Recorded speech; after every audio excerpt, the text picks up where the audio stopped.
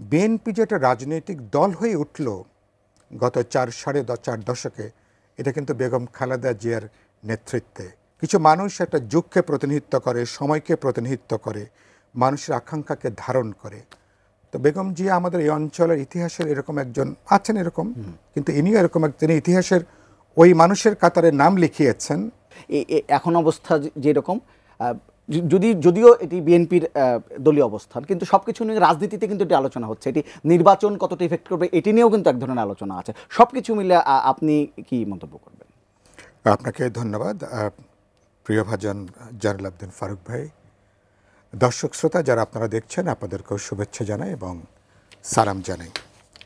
আপনি যেটা বলছিলেন এবং আমাদের জালাল উদ্দিন ফারুক ভাই তো খুব স্পষ্ট করে বললেন, বিএনপির চেয়ারপারসন বেগম খালেদা জিয়ার এই যে হঠাৎ করে স্বাস্থ্যের যে অবনতি, এটা নিয়ে তো দেশবাসী উদ্বিগ্ন, সবাই আমরা উদ্বিগ্ন এটা নিয়ে।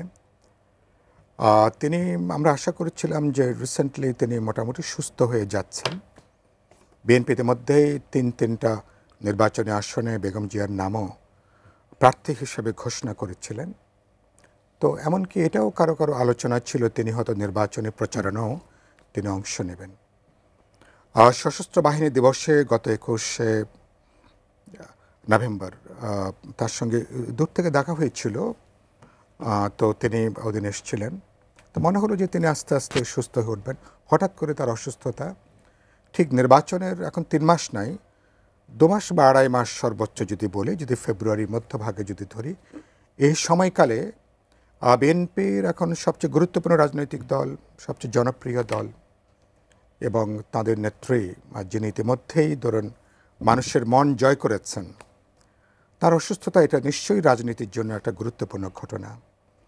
নির্বাচন, গণভোট, যার মধ্য দিয়ে আমরা একটা গণতান্ত্রিক উত্তরণের দিকে আমরা যেতে পারব, বাংলাদেশ নতুন একটা পর্যায়ে উন্নীত হবে। এ সময় তার সুস্থতা, তার সক্রিয়তা, এটা তো সবার চাওয়া।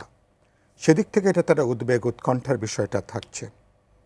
আর আমি একটা জিনিস খুব গুরুত্বপূর্ণ মনে করি, একটা ব্যক্তি মানুষের তার যে প্রায় 40 বছরের দীর্ঘ যে রাজনৈতিক জীবন, সেই জীবনে তিনি 2টো গুরুত্বপূর্ণ আন্দোলনের তিনি প্রায় পুরোধা নেতৃত্বে, এরশাদ সামরিক স্বৈরতন্ত্র বিরোধী আন্দোলন, যখন আমরা 5 দল হিসেবে তৎকালীন ওয়ার্কার্স পার্টিতে আমরা ছিলাম 7 দল 8 দল, বিএনপি তখন 7 দলের নেতৃত্বে ছিলেন বেগম জিয়া, আসিয়ানো সফল। এরপরে আবার এই গত 16 বছরে তিনি শারীরিকভাবে প্রতিদিন থাকতে না পারলেও তার উপস্থিতি, এটাই কিন্তু আন্দোলনের জন্য বড় একটা অনুপ্রেরণা, উৎসাহের জায়গাটা এটা কিন্তু কাজ করেছিল।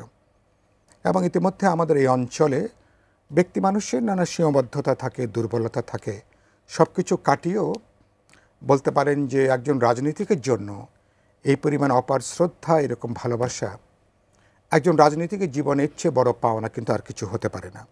তো সেটা তিনি আগামীকাল বিশেষ এয়ার অ্যাম্বুলেন্স আশা করি আসবে, কালকে হয়তো কোনো একটা সময় ফ্লাই করবেন। আমরা নিশ্চয়ই দেশবাসীর পাশে, দেশবাসীর তার জন্য প্রার্থনা করছেন, দোয়া করছেন। আমরাও আশা করব তিনি বাইরে যাওয়ার পরে তিনি মোটামুটি তিনি সুস্থ হবেন, আবার তিনি ফিরে আসবেন। এবং তিনি আশা করব নিশ্চয়ই তিনি নির্বাচনের আগেই, বেশ আগেই তিনি আবার দেশে ফিরবেন এবং দলের হাল ধরে তিনি আবার একটা এই গোটা নির্বাচনের যে বৈতরণী রাজনৈতিক অভিযাত্রা, সেখানে তিনি শুধু বিএনপি না, মানে দেশের একটা গুরুত্বপূর্ণ সময় তিনি দায়িত্ব পালন করবেন। আর এটা একটা তো সংকটই হবে, কিন্তু আমি একটা আবার মনে করি বিএনপি তার অসুস্থতার সময় বিএনপির মধ্যে এক ধরনের যৌথ নেতৃত্বের একটা অনুশীলন দেখছি। যদিও ধরুন তার অনুপস্থিত অ্যাক্টিং চেয়ারপারসন হিসেবে তারেক রহমান, তিনি যোগ্যতার সাথে তিনি দায়িত্বটা পালন করে আসছেন, এখানে স্ট্যান্ডিং কমিটি এবং দলের নানা পর্যায়ের নেতৃবৃন্দকে নিয়ে, ফলে এখানে কিন্তু অর্থাৎ তার অ্যাবসেন্সও দলকে যে মানুষ একটা জনপ্রিয় দল হিসেবে তৈরি করা। আরেকটা বেগম জিয়ার সবচেয়ে গুরুত্বপূর্ণ, যেটা আমি ইতিমধ্যে বলেছি কয়েক জায়গায়, বিএনপি যে একটা রাজনৈতিক দল হয়ে উঠল গত সাড়ে চার দশকে, এটা কিন্তু বেগম খালেদা জিয়ার নেতৃত্বে। এত জুলুম, নিপীড়ন, নির্যাতন, গুমখুন আমাদের এই অঞ্চলের স্বল্প সময় খুব কম রাজনৈতিক দলকে এত নিপীড়নের শিকার হতে হয়েছে। সুতরাং এটা একটা গুরুত্বপূর্ণ বিষয়। আরেকটা তার অনমনীয়, তার যে মনোভাব, ভোটাধিকারের প্রশ্নে, গণতন্ত্রের প্রশ্নে এবং তার যে একটা ঋজু, তার যে দৃঢ়তা, এটা ধরেন বিশাল লক্ষ লক্ষ মানুষ, কোটি মানুষকে এটা বিভিন্ন সময় অনুপ্রাণিত করেছে। তিনি ফিজিক্যালি সবসময় থাকতে পারেননি, থাকে না, তিনি ফলে এর মধ্যে দিয়ে একজন আইকনিকের ব্যক্তিত্ব হয়ে ওঠা। কিছু মানুষ একটা যুগকে প্রতিনিধিত্ব করে, সময়কে প্রতিনিধিত্ব করে, মানুষের আকাঙ্ক্ষাকে ধারণ করে। তো বেগম জিয়া আমাদের এই অঞ্চলের ইতিহাসের এরকম একজন আছেন এরকম, কিন্তু ইনিও এরকম তিনি ইতিহাসের ওই মানুষের কাতারে নাম লিখিয়েছেন যারা এই একটা সময়কে, যুগকে যারা ধারণ করতে পারেন। সুতরাং আমরা চাইব যে তিনি যাবেন, সুস্থ হয়ে ফিরে আসবেন। আর বিএনপির জন্য এটা নিশ্চয়ই একটা বড় উদ্বেগের জায়গা থাকবে, আমাদের সবার জন্যই থাকবে উদ্বেগের জায়গাটা। কিন্তু আমরা মনে করি আবার তিনি সবার দোয়া প্রার্থনায় তিনি ফিরে আসবেন এবং হাল ধরবেন। জি।